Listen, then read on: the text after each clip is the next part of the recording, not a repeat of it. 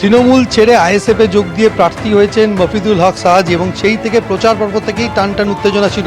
আগের রাতে সেই উত্তেজনা চরমে পৌঁছয় দেগঙ্গা বিধানসভার সোয়াই শেতপুর গ্রাম পঞ্চায়েতের মোল্লাপাড়া 68 নম্বর বুথের ঘটনা। যে ভাইরাল ভিডিও তুমি দেখতে পাচ্ছ সেখানে দেখা যাচ্ছে মোটর বাইকে করে পিছনে বসে তৃণমূল প্রার্থী আনিসুর রহমান তিনি পালিয়ে যাচ্ছেন। রেশন দুর্নীতি মামলায় গ্রেপ্তার হওয়া আনিসুর রহমানকে দেখে আইএসএফ সমর্থকরা চোর চোর স্লোগান দিচ্ছে। আইএসএফের অভিযোগ যে ভোটের আগের রাতে ভোটারদের মন পেতে টাকা বিলি করতে এসেছিলেন মোটর বাইকে চেপে প্রার্থী স্বয়ং নিজে। তৃণমূল প্রার্থীর বিরুদ্ধে এরকমই অভিযোগ তুলছে আইএসএফ, কিন্তু আইএসএফের এই অভিযোগ নস্যাৎ করে দিয়ে তৃণমূল প্রার্থী আনিসুর রহমান জানিয়েছেন যে এক এজেন্টের ফর্মে সই করা ছিল না, যেহেতু সকাল 7টা থেকে নির্বাচন সেই জন্য রাতেই তিনি বাইকে চেপে এই প্রত্যন্ত জায়গা সোয়াই শেতপুরে এসেছিলেন এজেন্টের কাছে সেই ফর্ম পৌঁছে দিতে। তার বক্তব্য তাকে হেনস্থা করার চেষ্টা করেছিল আইএসএফ সমর্থকরা, কিন্তু বহিরাগতরা, কিন্তু গ্রামের মানুষ তাকে উদ্ধার করেছে। কিন্তু ভিডিওতে স্পষ্ট দেখা যাচ্ছে যে কোনো ক্রমে তিনি এলাকা ছেড়ে চলে যাচ্ছেন। পিছনে আইএসএফ সমর্থকরা চোর চোর স্লোগান দিচ্ছে। আইএসএফের স্পষ্ট অভিযোগ যে এলাকায় ভোটারদের মন পেতে টাকা বিলি করতে এসেছিলেন বাইকে চেপে স্বয়ং প্রার্থী নিজে। আর এই ঘটনাকে কেন্দ্র করে ভোট শুরুর আগে রীতিমতো চাঞ্চল্য তৈরি হয় দেগঙ্গা বিধানসভা এলাকার 68 নম্বর বুথে। যেহেতু এই 68 নম্বর বুথ সোয়াই শেতপুর গ্রাম পঞ্চায়েতের অন্তর্গত, দেগঙ্গা বিধানসভার প্রত্যেকটি বুথই অত্যন্ত স্পর্শকাতর, সেই কারণে ভোটের আগের রাত থেকেই রীতিমতো উত্তপ্ত হয়ে ওঠে এবং প্রার্থীর বিরুদ্ধে অভিযোগ বাইকে চেপে এসে রাতের অন্ধকারে টাকা বিলি করা। যদিও এই সমস্ত অভিযোগ অস্বীকার করেছেন তৃণমূল প্রার্থী আনিসুর রহমান। কুসুমিতা। সমীরণ, ধন্যবাদ।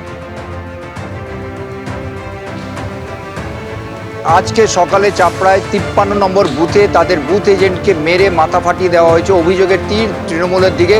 বিজেপির প্রার্থী জানিয়েছেন যে তাকে তৃণমূলের আশ্রিত দুষ্কৃতীরা মারধর করেছে এবং মাথা ফাটিয়ে দিয়েছে। এই মুহূর্তে তাকে চাপড়া হাসপাতালে নিয়ে যাওয়া হয়েছে চিকিৎসার জন্য। পুরো এই ঘটনা নিয়ে তারা প্রতিবাদ জানাবেন তেমনটাই জানানো হয়েছে, তবে তৃণমূলের পক্ষ থেকে এই অভিযোগ অস্বীকার করা হয়েছে। ধন্যবাদ ছিল।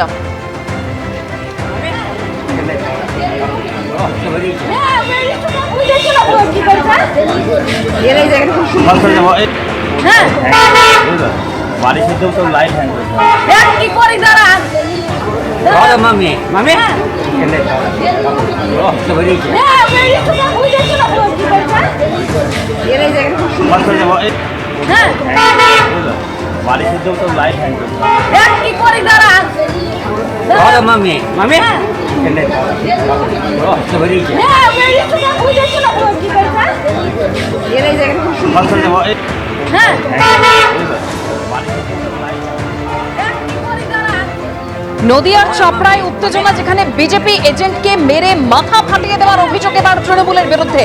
আহত বিজেপি এজেন্টকে নিয়ে যাওয়া হয়েছে চাপড়া হাসপাতালে। এই মুহূর্তে যে খবর পাওয়া যাচ্ছে নদিয়ার চাপড়ায়, যেখানে বিজেপির বুথ এজেন্টকে মেরে মাথা ফাটিয়ে দেওয়ার অভিযোগ তৃণমূলের বিরুদ্ধে।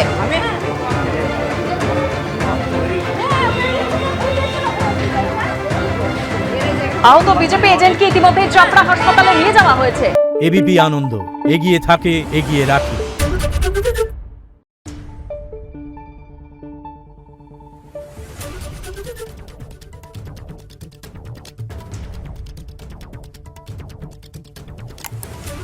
Thank you.